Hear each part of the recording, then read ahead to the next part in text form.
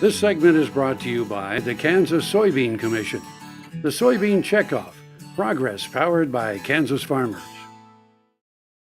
And one thing that I know connected with the bloggers, Dr. Thomson said that the people that really have concerns about food are those that are poor or those that are really rich, and then the middle class have to deal with, you know, kind of the middle ground of that. And that really hit home with them, and they said, you know, I'd never thought about it that way, but that's something that we really should consider.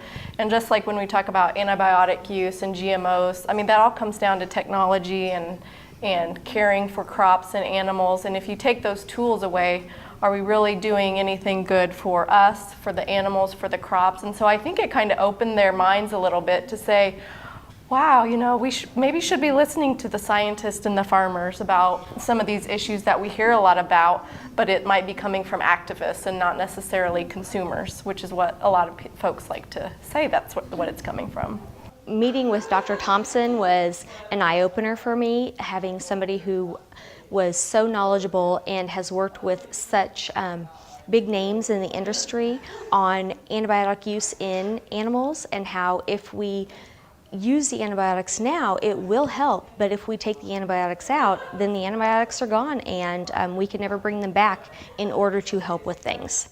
Another really cool thing we were able to do was we had the opportunity to tour Kansas Wheat Innovation Center, which was really cool just because when you think about a crop, when I think about a garden, I just take a seed and put it in the ground. However, there is so much that goes on behind the scenes before that seed even gets to the farmer.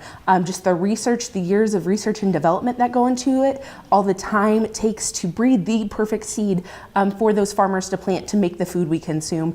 So we got to see a lot of the research here at Kansas Wheat, and just the research behind and just applying that across the crops as well. So.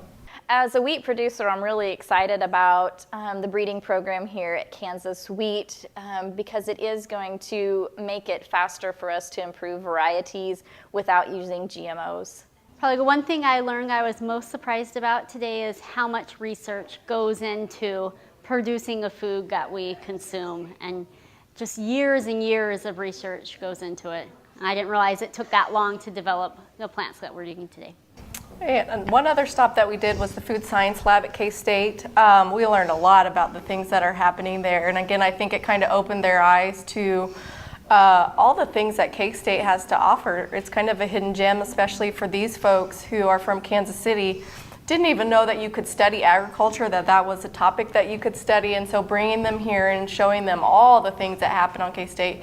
And we've said we could probably be here for 3 more days and still not cover all of it. I think was pretty eye-opening to them, and I'm excited to see what this leads to down the road because we're not finished with them. We see this as a partnership with them.